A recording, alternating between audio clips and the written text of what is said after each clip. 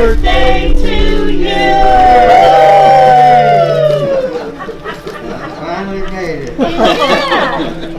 But the hardest part is not being able to give him a hug, to usually do the things we usually like to do for him, bring him candy, cut his hair, little things like that.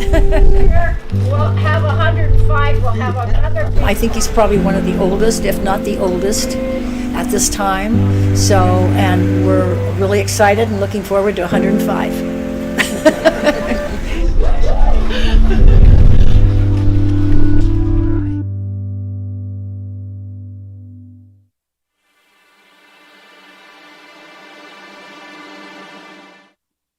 We find ourselves living in a different world today from that of just a few weeks ago, and people across the globe are feeling a pervasive sense of threat and anxiety. As social distancing measures confine many of us to our homes, some will be feeling isolated and lonely, while others struggle to juggle parenting and remote working from home. Some may have financial and unemployment worries, while those still working on the front line face unprecedented levels of stress and risk at work.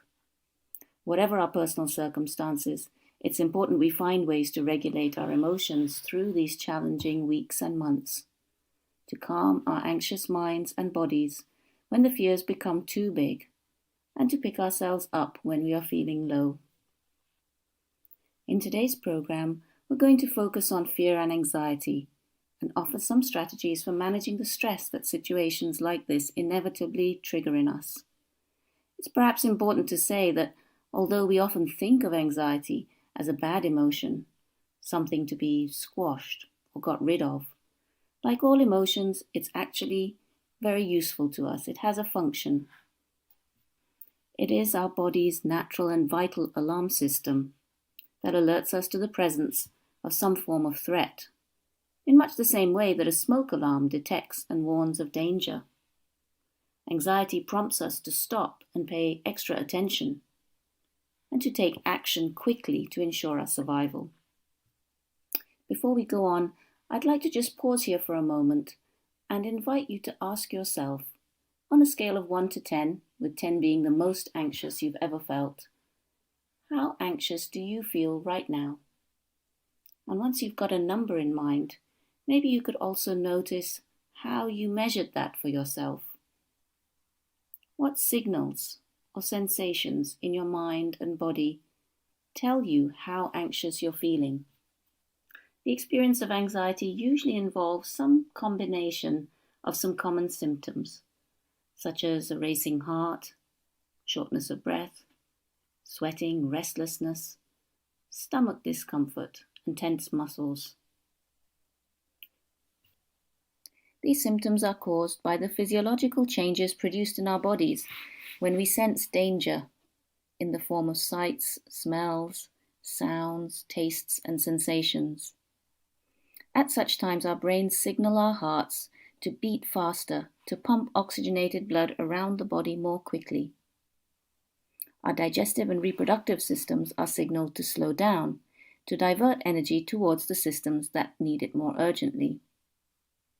Our pupils widen to take in more information, and our muscles prepare to fight off the source of danger or to run away from it.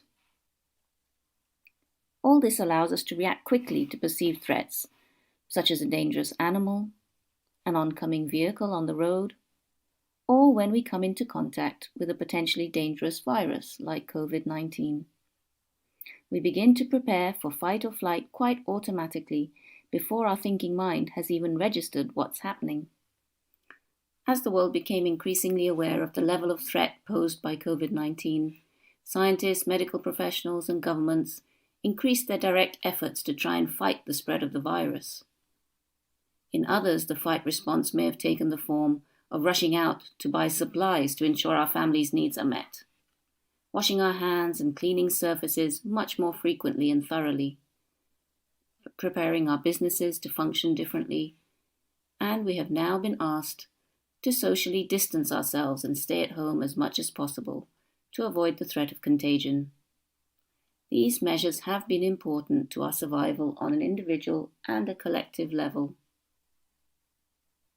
Ideally, once the threat has passed, or been reassessed as not so dangerous after all, the fear-based response can be switched off, allowing the nervous system to return to its normal state. However, when the uncertainty and threat goes on for some time, our minds and bodies remain in a prolonged state of heightened anxiety and stress, and persistent symptoms can become rather disturbing and disruptive to daily living. People say they have difficulty sleeping at night, they feel restless, agitated, or even fatigued. Concentration levels and memory can be affected. And we're also well aware that long-term anxiety and stress has negative effects on our physical health too, possibly producing symptoms such as hypertension, migraines, headaches, asthma, and ulcers. So although we don't want to remove or disable our internal smoke detector, it is important that we have ways to quieten it, to calm our nervous system from time to time, to give our minds and bodies time to rest and regain our balance. Managing anxiety is also important in not letting our fight or flight strategies become too extreme and counterproductive. For example, we may damage our skin by obsessively washing our hands too frequently, or become too scared to step out of our homes at all, even for a bit of fresh air and exercise, when it is possible and within the guidance for us to do so. Similarly, the shortages in our supermarkets may be attributed to panic buying and stockpiling of certain products out of an excessive fear of being without. We do need to keep these fears in check. So we can start by paying attention to how our anxiety is triggered by various stimuli in the environment, and then finding ways to manage our exposure to these. A key trigger for many people at the moment is the news and messages circulating on social media pertaining to COVID-19. Of course, it is important to stay informed and to know what's going on in the world. But the 24-hour news cycle means that if we have the news on for a large proportion of our day, we inevitably hear the same information, often negative, repeated many times throughout the day, and each time this re-triggers our anxiety and stress. So psychologists are recommending that we limit the amount of time and the frequency with which we read or listen to the news, and also that we're selective about the kinds of stories we engage with. Of course, there is so much to feel sad and worried about happening in the world, and there are also many stories of courage and hope that can help balance out the more difficult news that we hear. It's also worth considering the time of day that you listen to the news. Some people find that watching the news in the evening can make it harder to sleep at night, and of course this will have a knock-on effect on our anxiety the next day. As well as reducing our exposure to things that add to our anxiety, we can of course deliberately feed our senses cues of safety and comfort. Think about smells, for example. Particular scents like lavender or jasmine or rose, these are generally found to be soothing and can be introduced into your environment through essential oils perhaps. You might also take a moment to notice other smells that you find comforting. Your favorite food, cooking on the stove perhaps, or coffee brewing, or the smell of freshly cut grass. Similarly, taking walks in natural surroundings is another great way to reduce stress and anxiety. The variety of colors, textures, sounds and smells that we encounter along the way really soothe the nervous system. Of course, for many of us it may not be possible to actually take those walks at present, but we may be able to sit in a garden or at least watch nature programs on TV or listen to tracks of nature sounds such as birds singing. We can even take an imaginary walk in nature, deliberately recalling the sensory perceptions of previous experiences. Neuroscientific research shows us that when we vividly recall the sensory perceptions of an experience, the brain is actually reactivated in a very similar way to when we had the actual experience. So this means we're able to repeatedly derive some of the original benefits just by recalling it. I'd like to invite you now to try a visualization with me for a few minutes. Start by making sure that you're sitting comfortably, and if possible, close your eyes so that you can turn your attention inwards. And then see if you can begin to picture a place of beauty, of natural beauty, a place that you've been to. It could be a forest or an open space, beside a waterfall perhaps, or a beautiful beach. Any place that you associate with natural beauty and peace.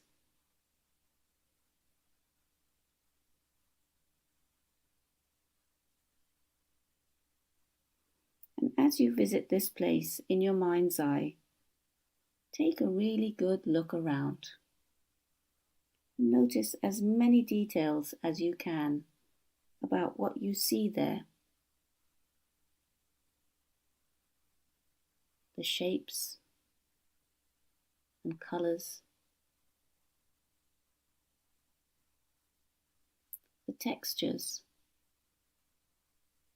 and the quality of the light.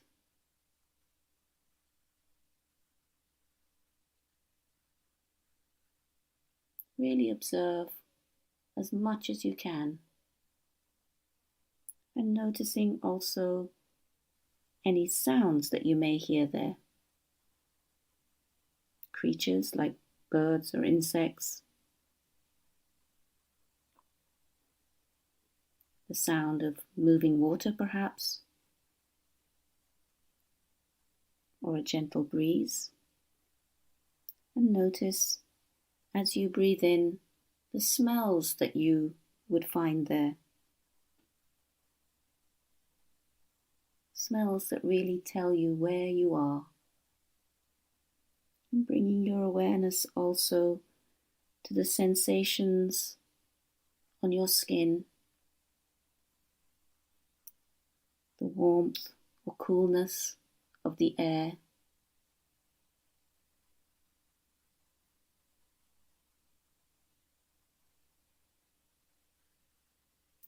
The feeling of the ground wherever you make contact with it.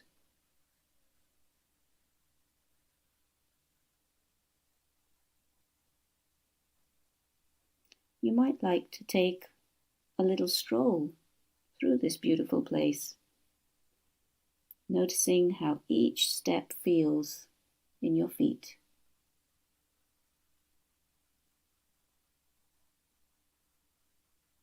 Or you may want to just sit or lie there and soak in the beauty around you, feeling the textures and being aware of any sensations in your body as you relax and breathe. You can obviously stay in this place for as long as you want, but when you're ready to return, gently open your eyes again and notice how you're feeling now in your mind and body.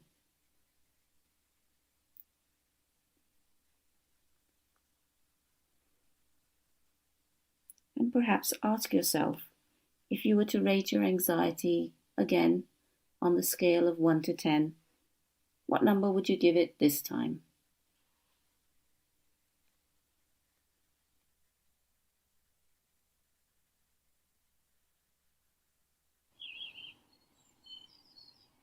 I hope through that exercise you were able to feel some of the calming effects of visualization.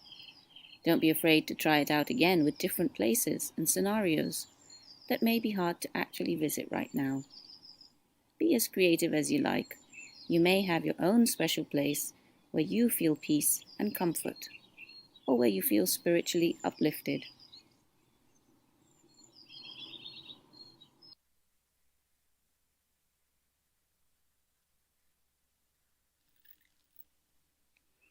And if you're feeling lonely or craving physical contact with your family members, you can also imagine or recall a wonderful warm hug from a loved one, bringing the features of their face clearly to your mind, hearing the sound of their voice, and really allowing yourself to feel the sensation of their arms around you. Hugs and other forms of physical touch release a hormone called oxytocin, which has great benefits for mental and physical well-being. So it really is worth trying to recreate moments of connection in your mind when these are missing from your day-to-day interactions.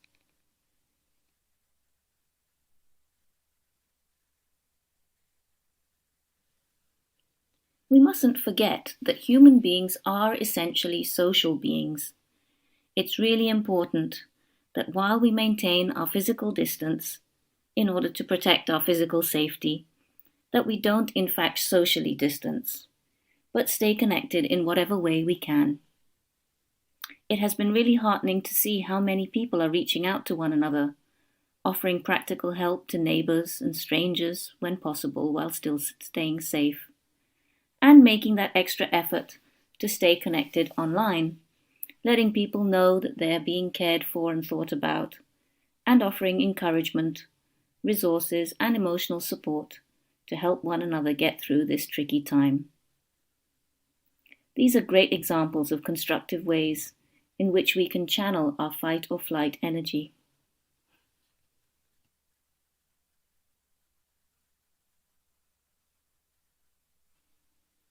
And of course, we can also look after our nervous systems by looking after our bodies more generally. Soothing aching muscles by soaking in a warm bath, for example.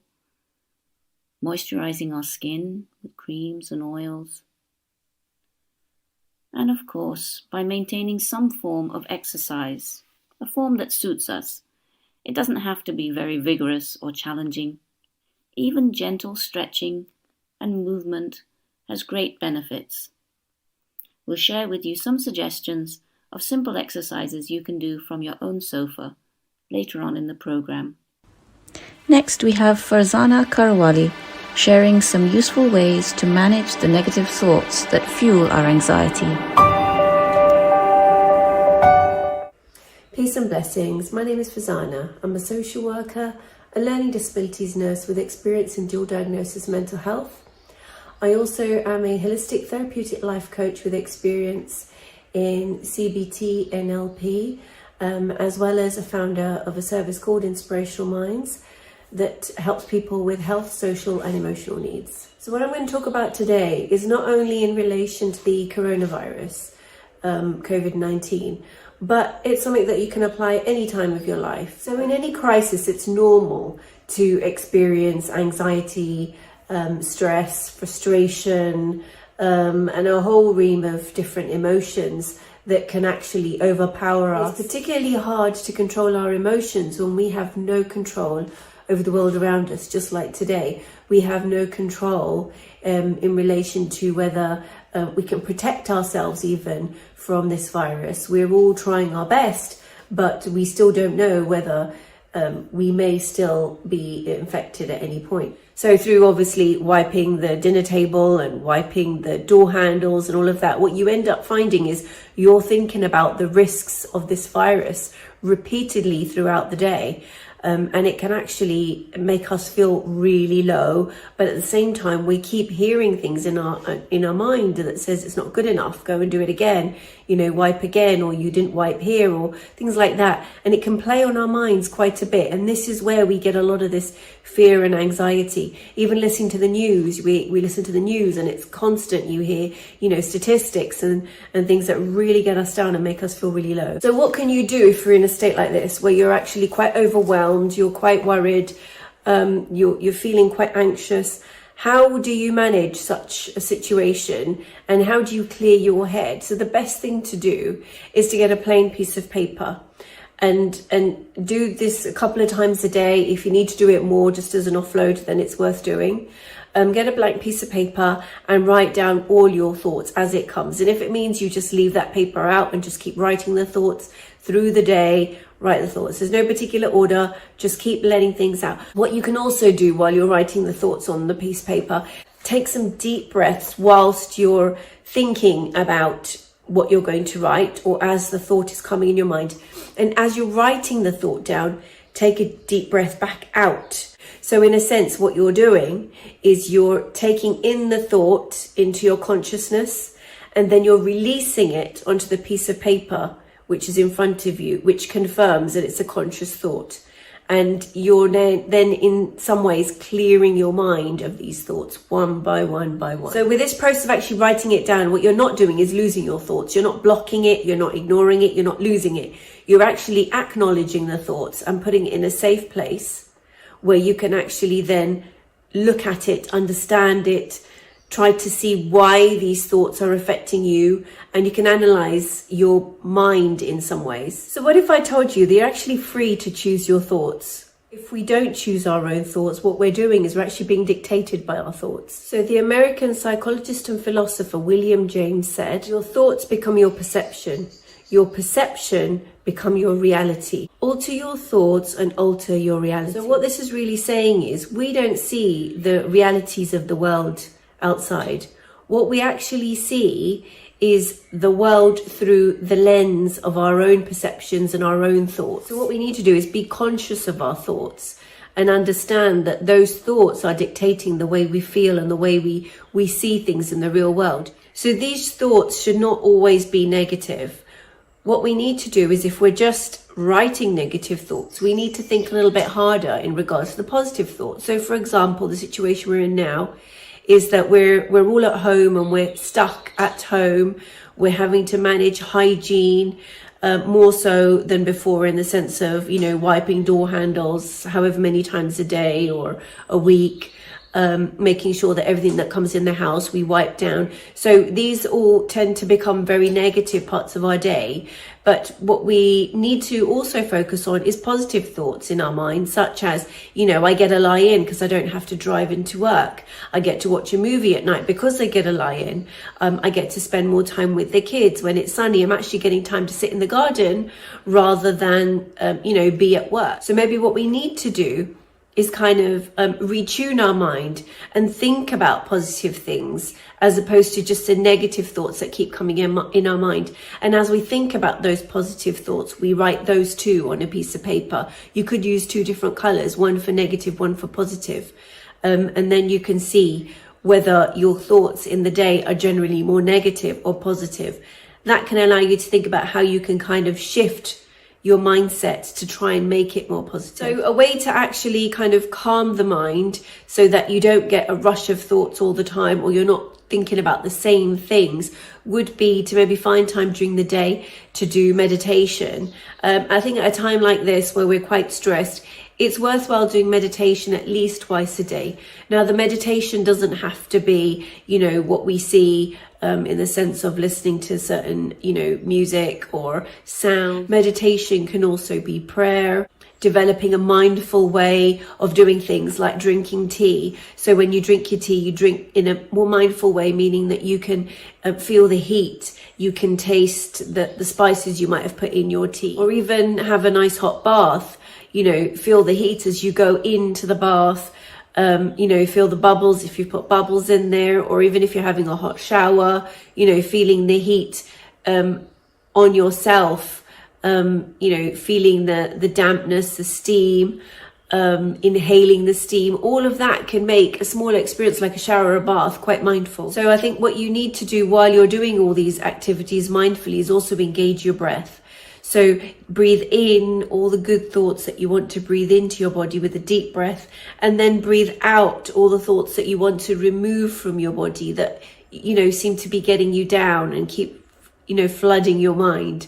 And hopefully that will give you some level of clarity. So basically the process of meditation really is a way to feel more kind of calm and relaxed and rational in your thinking, simply because you are in a much more calmer state of mind. So the real essence of meditation is to be able to observe your mind. So in this calm state, You're able to clearly think what is in your mind, how much is in your mind, how much was not necessary to be there.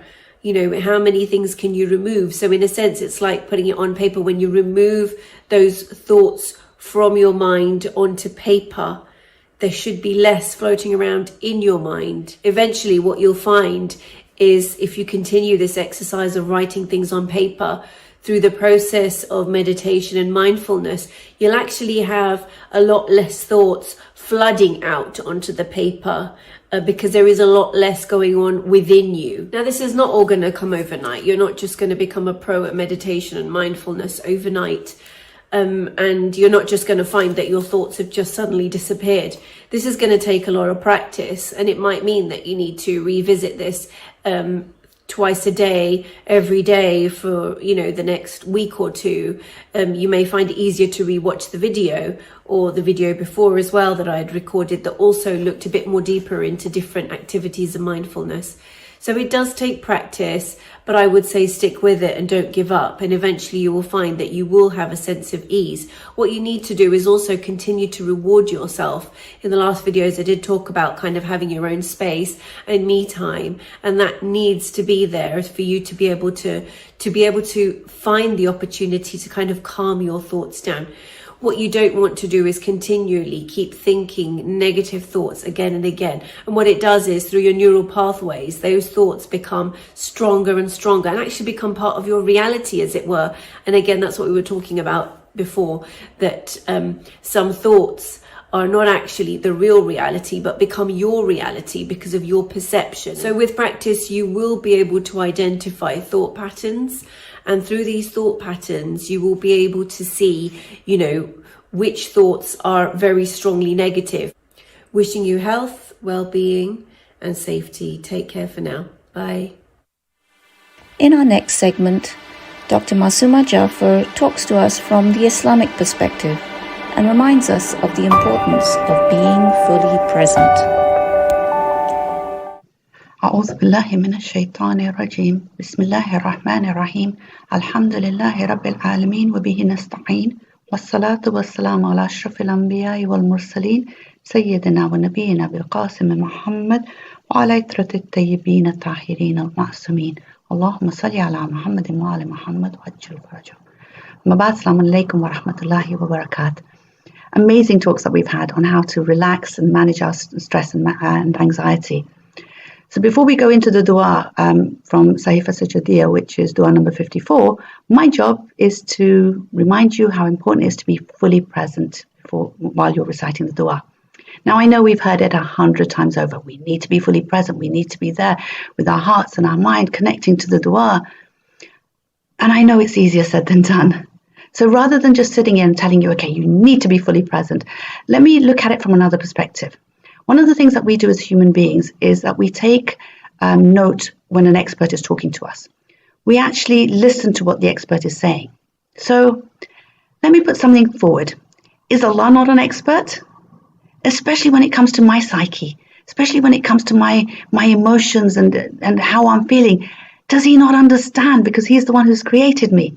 So what I want to do is just take a few minutes and looking at our emotions of grief and sadness and sorrow, and which leads to stress and anxiety, and how Allah refers to them in the Holy Quran. So Allah uses the word huzn, which is a sadness that arises from a traumatic event, something that has caused me hurt or loss, and it causes a sort of unsettlement and uneasiness within myself. The COVID situation, for example, for most of us, this has caused a sort of huzn within us. And then there's gham, which is a sadness which is in anticipation of something. This thing hasn't actually happened yet, and it may or may not happen, but because I'm anticipating it's happening, it causes me to be sad. Again, the COVID situation where we're worried about what ifs all the time. What if I get it? What if my family member gets it? What if this? What if that? Again, Bahath is the next one, where Allah talks about this deep-rooted sadness which impacts everything we do from the minute we wake up to the minute we go to sleep. It's constantly there. Nothing can overtake it. And some of us are feeling like that at the moment. Asf is a sorrowful grief. It's a grief which is it's a sadness which is accompanied with some sort of other emotions, some sort of other actions. So, for example, because I'm so stressed and anxious about this whole COVID situation, something my child does, I may actually get really angry about, which I would have normally let ride. Yeah. The next one is hasr. This is a regret and remorse that comes about from lost opportunities. And this is why the Day of Judgment is called Yawm al-Hasr, because it was a day of regret and remorse because of the opportunities that Allah gave us, which we didn't take full advantage of. Again, this COVID situation is a huge opportunity that God's given us, and we will be questioned about it on the Day of Judgment. When else would we have time where we can actually pray together as a family and have Jamaat Salah on the night of 15th of Shaban? We can do the Amaz together as a family. We can go under the open skies. We can stay up all night. We can then fast the next day and wake up late. There are so many opportunities here that we will be questioned about. So thinking about it from a positive rather than a negative perspective, I just want to refer us to Surah Najm, which is Surah number 53, verses 42 and 43. Allah subhanahu wa ta'ala tells us here, أعوذ بالله من الشيطان الرجيم وأن إلى ربك المنتهى, and to your Lord is the goal. وأنه هو أضحك وأبكى, and that He it is who makes people laugh and weep. Now, we're told by Allah that the goal, the aim, the final place where we want to get to is Allah. Now, if that is the case, then everything He gives us should help us in order to reach this, to attain this goal. And He tells us that He's the one who makes us laugh and weep. So we know our emotions are from Him. And therefore, these emotions should actually help us to reach the goal. And this is why it makes sense that, these emotions and feelings have a purpose. And just like Samia mentioned, we don't want to disable these emotions and feelings. We just want to manage them so that, we're able to use them when appropriate, but they don't have such a huge effect on us that they actually bring us down so that we're not able to then function in the way we're supposed to function, and therefore we don't reach the goal that we're meant to reach. So looking at this concept of mindfulness now with this in mind, okay, we've been told that we've been given a lot of techniques throughout the talks that we've had. Some of them have been breathing techniques, managing our thoughts, getting our senses involved, using our imagination and our mind. And I want to actually again refer us back to Islam and how all these techniques have been explained to us and how to use them in Islam. So just a few examples. Fazana talked about putting our thoughts onto a piece of paper, writing them down so that we can release them. What is an ariza? It's literally writing our thoughts, our emotions, our wants, our needs onto a piece of paper, and not just releasing it just there, but actually handing it over to our Imam. I mean, how powerful is that? Again, getting our senses involved. So whenever we're reciting the Holy Quran or doing any ibadah, try to get as much of the senses involved. So when we're reciting the Quran, not only do we recite it, but we actually look at the words, we recite it out loud so we can hear it, maybe touch the Holy Quran with our hands as we're reciting it. Samia talks about using our imagination when we're not able to get what we want. Like, for example, not being able to go out for a walk. She talked about using our imagination and bringing to mind a time before when we had done that and reliving the emotions, because our mind is able to do that. It's so powerful. But at the same time, our mind is, if we let our mind just do as it pleases, then it can go down the negative route as well. And that doesn't help at all. So it's about controlling the mind into looking at positives rather than negatives. And you can see that being used by all professions. So, for example, when we're told to wash our hands, we're told we have to wash them a certain way, and we have to wash them for a certain amount of time. So we're told, okay, recite happy birthday 2 or 3 times, and that should give you the amount of time. Why happy birthday? Because it invokes happy emotions. And that's good. That will help us to relax us and calm us down. So rather than reciting happy birthday, let's recite Surah Fatiha. What we're doing by reciting Surah Fatiha, which is the same amount of time it would take us to recite the happy birthday 2 or 3 times, but what we're doing here is we're actually connecting to the Creator, and we're reciting, a surah which is known as a cure for all illnesses. So if we've got the illness, it will help us. If we're thinking about others who have the illness, and we can recite it on their behalf. So, the positive and the growth that comes from that is amazing. So looking specifically at Dua 54 in Sahifa Sajadiyah, before I go into this, let me just remind ourselves that the idea of dua is that it's a stepping stone towards action.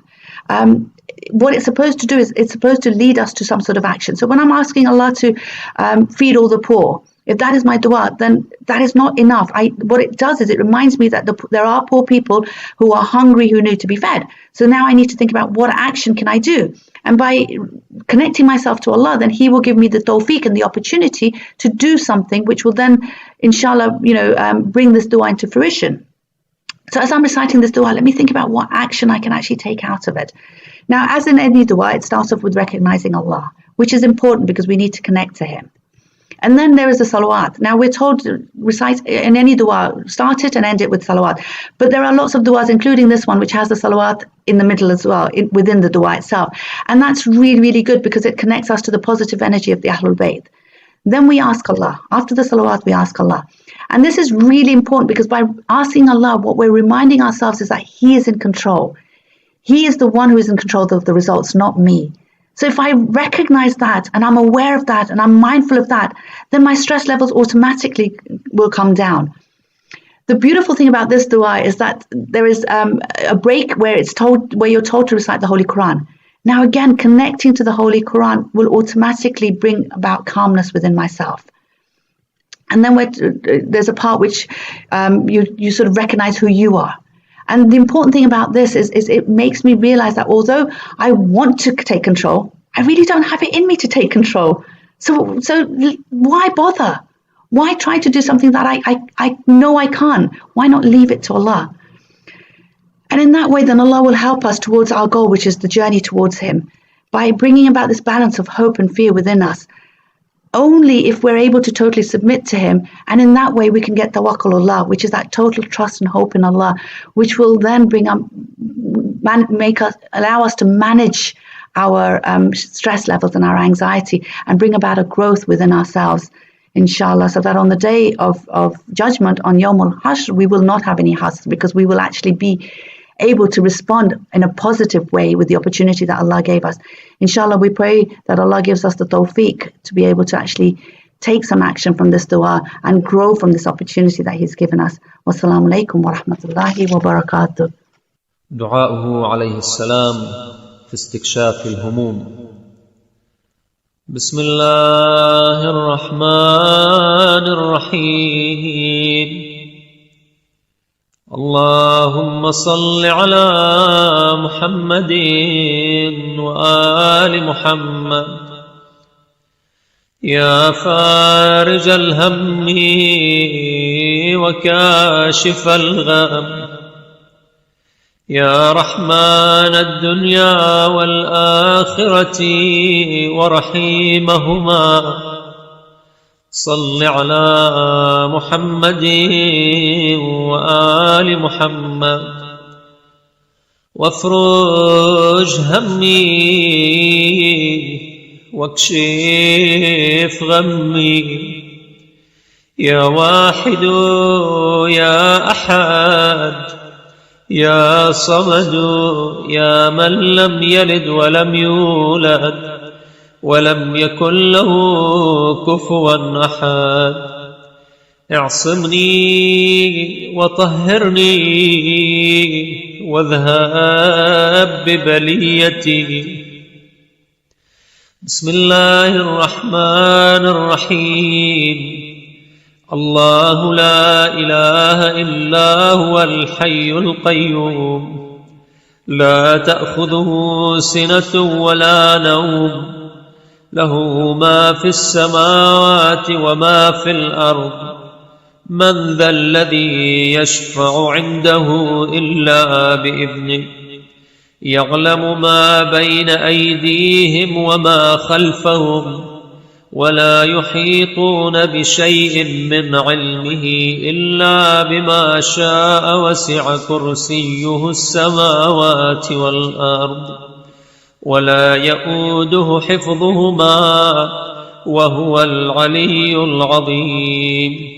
بسم الله الرحمن الرحيم.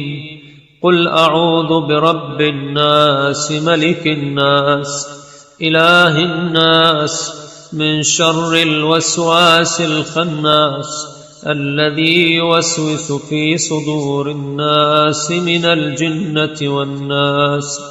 بسم الله الرحمن الرحيم.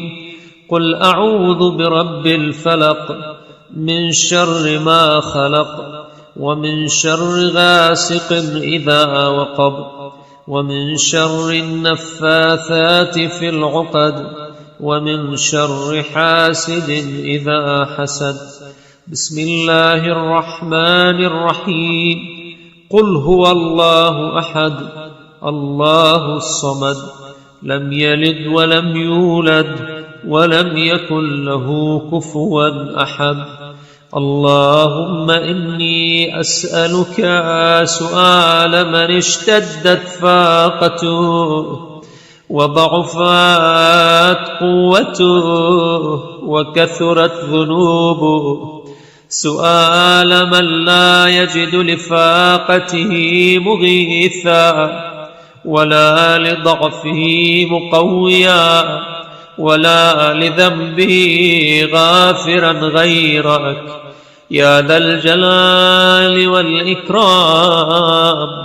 أسألك عملا تحب به من عمل به، ويقينا تنفع به من استيقن به حق اليقين في نفاذ أمرك. اللهم صل على محمد وآل محمد، واقبض على الصدق نفسي، واقطع من الدنيا حاجتي، واجعل فيما عندك رغبتي شوقا إلى لقائك، وهب لي صدق التوكل عليك. أسألك من خير كتاب قد خلا، وأعوذ بك من شر كتاب قد خلا. أسألك خوف العابدين لك خاشعين لك، ويقين المتوكلين عليك، وتوكل المؤمنين عليك. اللهم اجعل رغبتي في مسألتي مثل رغبة أوليائك في مسائلهم، ورهبتي مثل رهبة أوليائك، واستعملني في مرضاتك عملا لا أترك معه شيئا من دينك مخافة أحد من خلقك. اللهم هذه حاجتي فأعظم فيها رغبتي، وأظهر فيها عذري، ولقني فيها حجتي، وعاف فيها جسدي. اللهم من أصبح له ثقة أو رجاء غيرك فقد أصبحت وأنت ثقتي ورجائي في الأمور كلها، فاقض لي بخيرها عاقبا، ونجني من مضلات الفتن برحمتك يا أرحم الراحمين. وصلى الله على سيدنا محمد رسول الله المصطفى وعلى آله الطاهرين.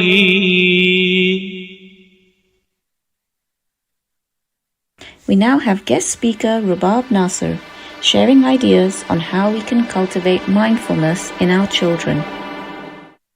Assalamu alaikum, my name is Rubab Nasser and I'm a primary school teacher, and I'm also the co-founder of Young Mindfulness, and Young Mindfulness provides weekly classes for children.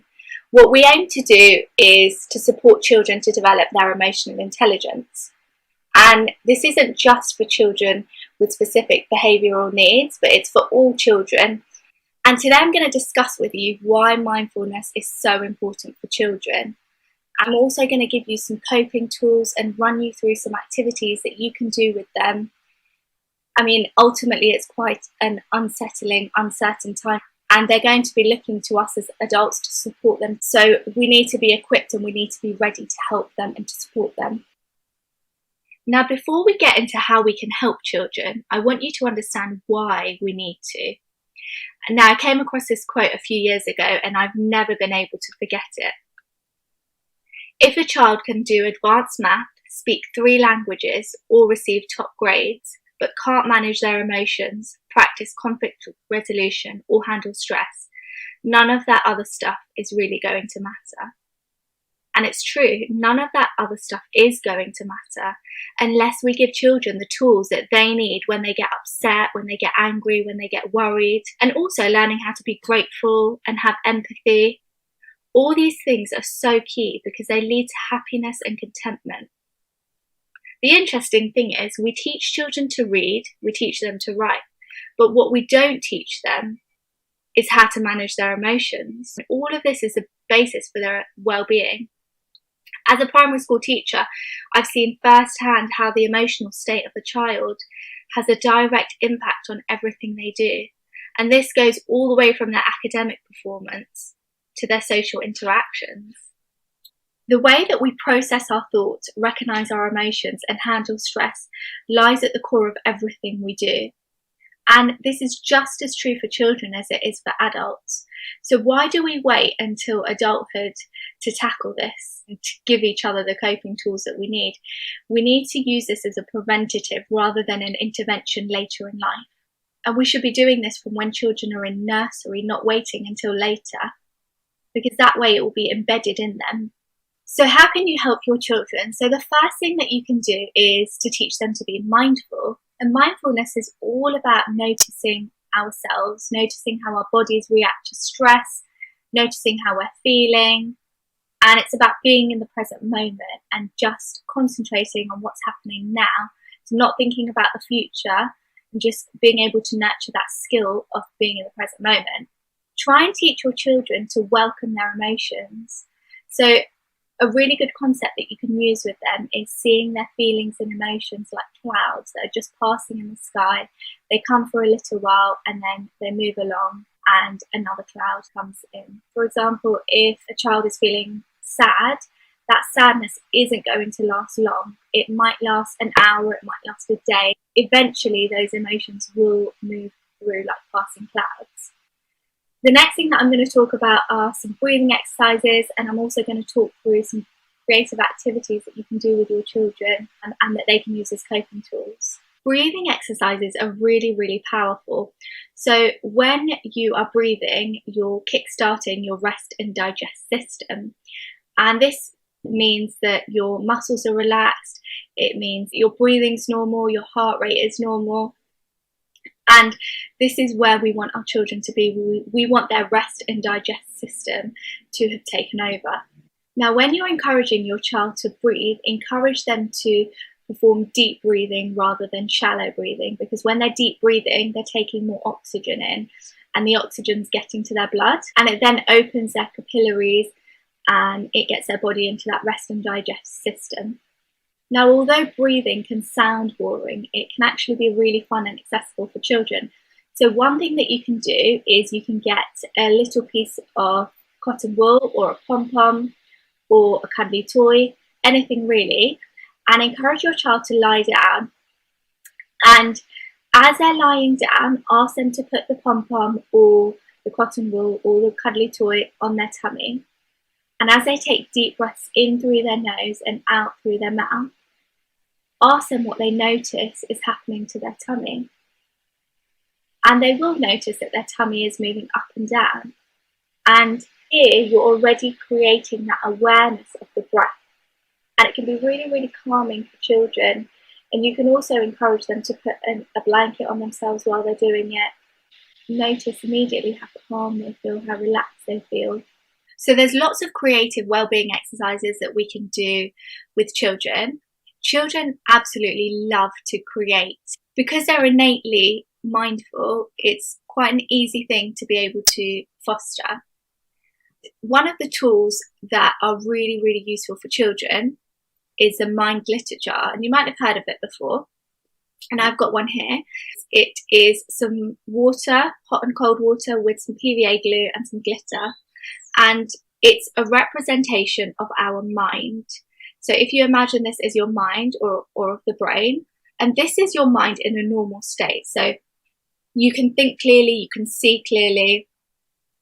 And when you get angry or you get worried, your fear system is triggered, and there's this little tiny almond-shaped part of your brain. It's called the amygdala. It's really small but really powerful, and it takes over your brain, and your fear response is activated, and your thoughts and feelings are absolutely everywhere. That's exactly what this represents. I'm going to shake it to show you what happens when your amygdala takes over your brain and you can't think clearly and you can't see clearly. So if you have a look there, the glitter represents your thoughts and feelings, and you can't see clearly anymore. You can't see through the jar. And this is great for the older children because they'll understand exactly what's happening. They will go to their glitter jar, they'll shake it, and it will remind them of the fact that they won't be able to make good choices and that they need to wait for their thoughts to settle, just like the glitter settles eventually. And for the younger children, although you won't explain the concept to them, it's still a really good tool for them to use. Another great activity that you can do with your child is body mapping. Here, it's teaching children how to recognise that they're feeling upset, angry or worried. It's a skill that we need to learn and that we need to teach them. Often it's too late because they've already slammed that door, shouted at that person, raised their voice. So we need to teach them to recognise and notice the signs that their body is giving them. So for this activity, all you need is the outline of a body. Make it as creative as you like, and just talk through the signs that they might notice when they get all these negative, unpleasant feelings. So their pupils will get larger, their heart rate gets faster, their hands might start to clench into fists, their hands might start to get clammy, they might even get an ache or a pain. How many times has your child said that they're not feeling well, but you know that they're absolutely fine? So next time that happens, you can actually try and reframe that thought. So instead of thinking that they're just making it up, it could be that they're worried or anxious about something. Now, the main thing that I want you to take from what I said is just that children's emotional well-being is often overlooked, and we need to try and correct it, and we just need to be aware of that fact. And now we come back to the body with Zara Kaswani bringing our awareness to our breathing. Assalamu alaikum. Kushali Mubarak. I'd like to start off by thanking all of you for joining me today, and also to Inspirational Minds for asking me to share some of my knowledge with yourselves. My name is Zara Kaswani, and I'm an acupuncturist by profession. Amongst other treatments that I do, I encourage my patients to lead a happy, healthy, and a pain-free life. Today, I'd like to talk to you about breath. This is something that we do approximately 18 times a minute, and on an average of about 26,000 times a day. This is something, like I say, we do without thinking. It's a free commodity, and we have really taken advantage of it.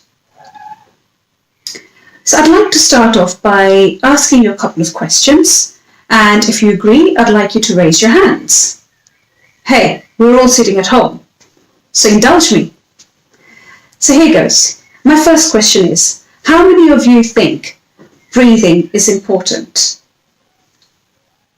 Exactly. I'd say it's imperative for life.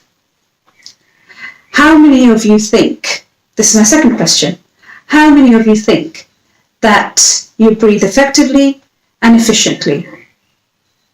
I will sort of just put my hand halfway because I think I'm still learning how to breathe.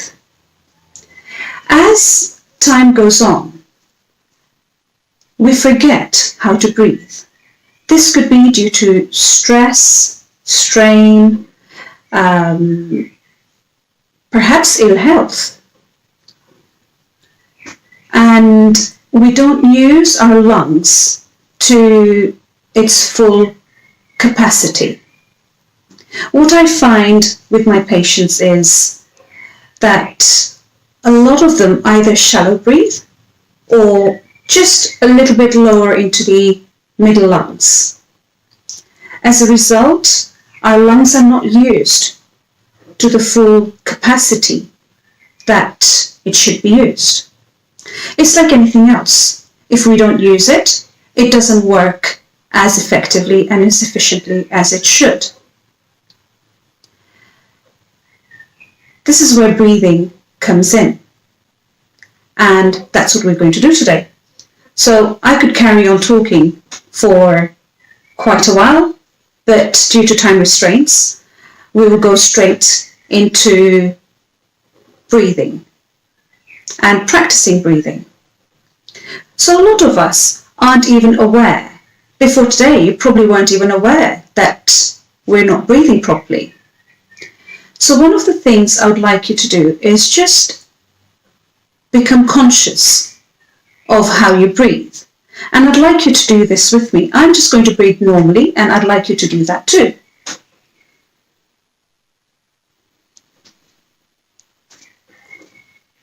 Do you notice how you feel?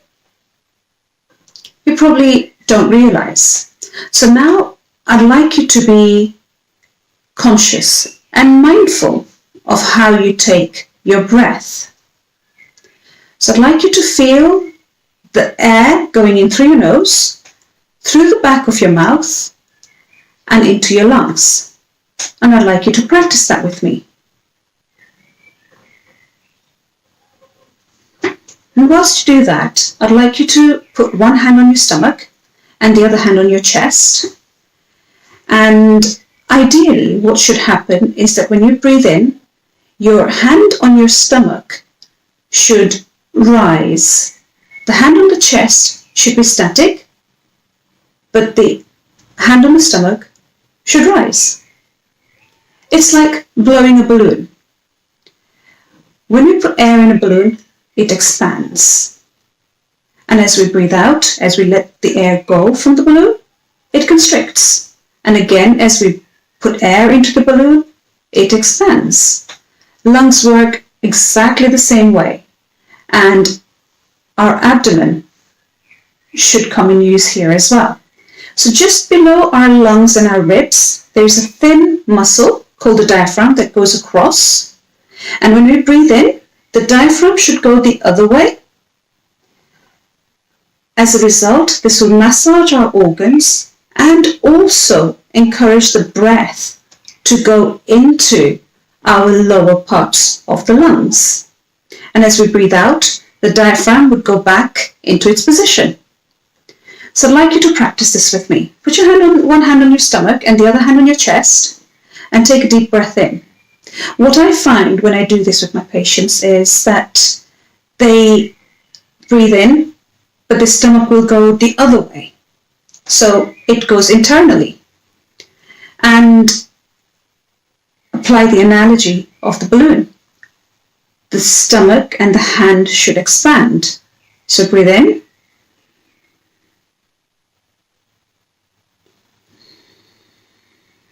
And breathe out. I'll exaggerate so then you can see what I'm doing.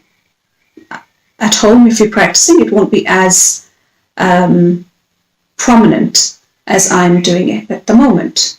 So let's start. If you can see, my hand is expanding, and as I breathe out, the hand goes in. Breathe in again.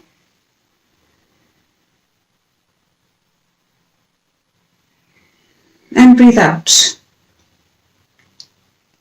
So this is ideally the way that we should be breathing. And we should be breathing quite mindfully. Another breath that I'd like you to practice is just put your hands by the side of your ribs, just by the side of your body, and I'd like you to expand your lungs sideways. So if you put your hand on your side and you breathe in, the lungs should actually go sideways. Again, I will exaggerate so you're able to see what I mean. Could you see the hand moving?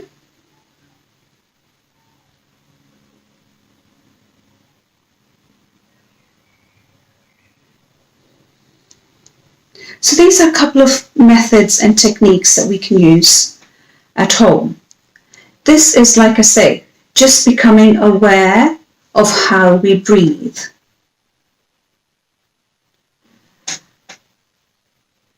Another breathing method which we use is breathing through our mouth. Ideally, we should be breathing in through our nose.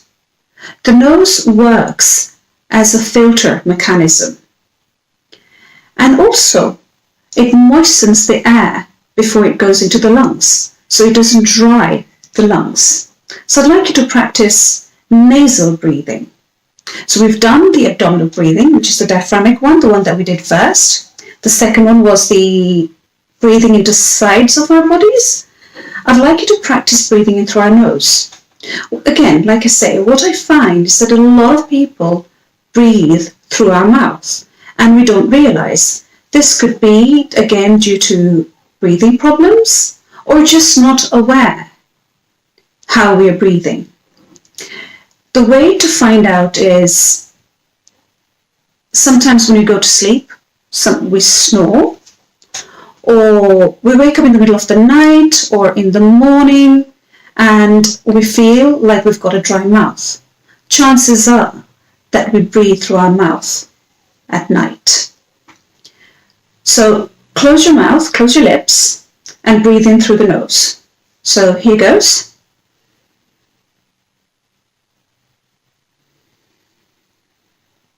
And breathe out through the nose. Breathe in through the nose, breathe out through the nose. It's like learning how to drive a car. So initially you'll be like, oh my God, I can't do this. But once we practice, get used to it, and it does get easier.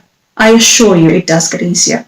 One thing you might notice is that you may feel a little bit dizzy when you start breathing properly, effectively, and efficiently. So take it slowly. If you've got any health conditions, I'd suggest you speak to your doctor before you do anything different from your normal routine. So I'd like you to practice breathing in through your nose.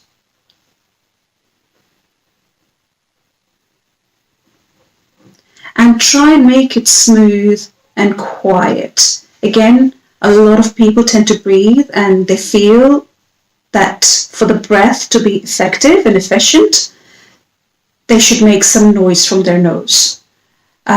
Effective breathing is actually when it's silent and we don't even realize that we're breathing. So breathe in and breathe out. And here we can also breathe in, do the diaphragmic breathing that we did. So breathing in through the nose, allowing the diaphragm and the stomach, diaphragm to go down and the stomach to expand. On that note, I'm going to leave you to continue practicing your breathing. And if there's anything I can do to help, advise, and guide you any further, please don't hesitate to contact me through the Inspirational Minds details. And keep breathing, keep healthy, keep well. Khuda Hafiz. We hope you're ready to get active now, with Zara Muhammad Ali talking us through some sofa exercises. Assalamu alaikum. My name is Zara and I am a physiotherapist from the Inspirational Minds therapy team. Day to day I work as a physiotherapist with all different types of patients, from elderly to baby, and with neurological conditions and neurodegenerative conditions, i.e. I am that person who gets people up and about even when they don't want to. Given the current lockdown measures that the government has placed, we are encouraged to keep as active and fit as possible within this time. Last week, Inspi-Hour focused on health and lifestyle choices that we can make to better boost our immune system. But today, I'm going to take it a little bit slower and show you a few exercises that you can do inside your house with family or out in the garden. But first, I'm going to explain why. Number 1. Exercise is a stress reliever. Evidence shows it puts everyone in a happy mood and releases lovely happy chemicals called endorphins. And it improves everyone's night's sleep as well. Number 2. It has an important role in building up the heart and lungs. Especially at this time, we need to protect our heart and lungs as much as possible and build up that muscle so it allows the body to transport oxygen everywhere. And number 3, it helps reduce aches and pains, prevents us from falling over, and protects our bones and makes them nice and strong. So without further ado, here are the exercises. Walking around the garden or around the house is a great way to warm up. Ensure you have good posture, are standing up nice and tall, and are using your arms to control your stride. A great way to increase your heart rate is to bring your arms up in the air and alternate them. You can also try kicking up your heels, fast or even a little bit slowly. High knee walking or running is a great way to mobilize and strengthen the lower core and hip. Don't forget to encourage each other when you're doing exercises. Running on the spot, you can do it in standing or in sitting. It's a great way to work the arms and the legs and mobilize the whole body. Feel free to take at whatever speed you like. Step-ups. Stepping up onto a step, either slow or you can go super fast, but make sure you're careful that your step is stable. Arm circles are another great exercise. You can do them in standing or in sitting, but make sure you're either sitting upright or standing up tall with good posture. Start with small circles with your arms out straight and then slowly start to grow them. Seated twists are a very simple way to mobilize the trunk, shoulders and hips. You can do it in standing or in sitting, but make sure your feet are placed firmly on the ground and your hip is stable. Turn your body to either side. If you're feeling up for the challenge, use a weight and keep it either close or further away from your body. Sit to stand is another whole body exercise you can do with a partner. For the first one, you can use your arms on the armrest of the chair in order to give yourself some propulsion. To make it a little bit more challenging, you can either cross your arms over your chest or you can have your arms outstretched in front of you to sit to stand.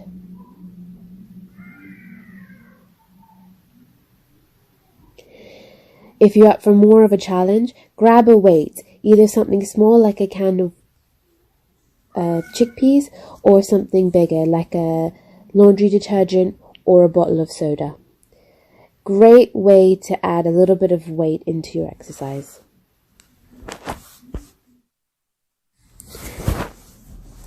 Knee lifts.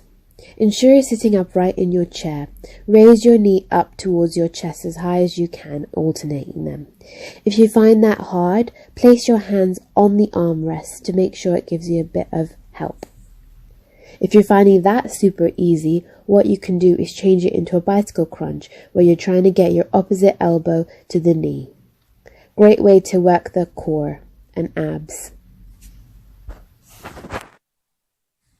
Try and get these exercises in maybe 2 to 3 times a day and maybe 10 to 12 reps at each time. It's good for our health and for all those reasons that I explained before. I hope you found this useful and happy exercising. And now for a yummy and healthy treat from Ruqayya Gavani.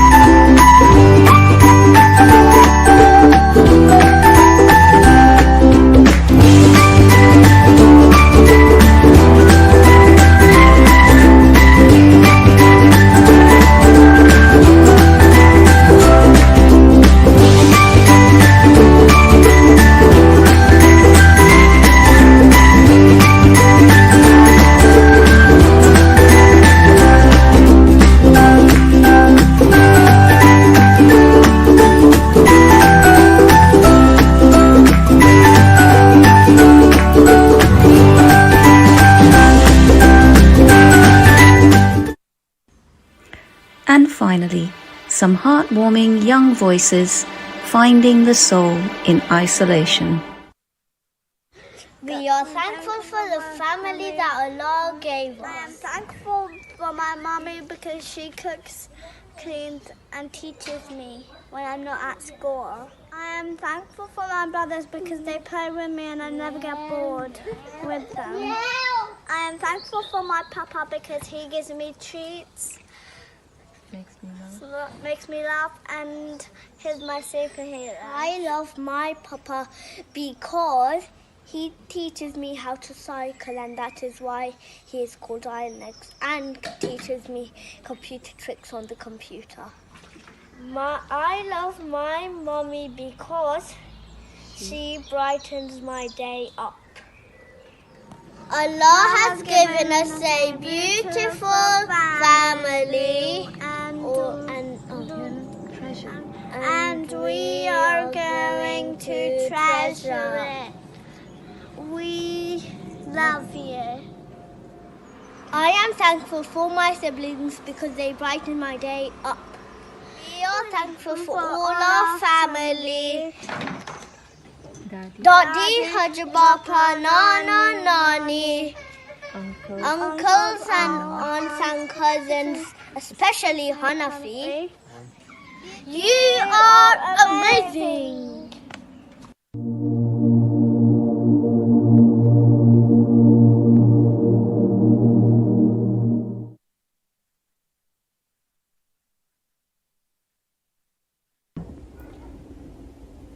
Brothers, sisters, elders of the community, Assalamu alaikum wa rahmatullahi wa barakatuh.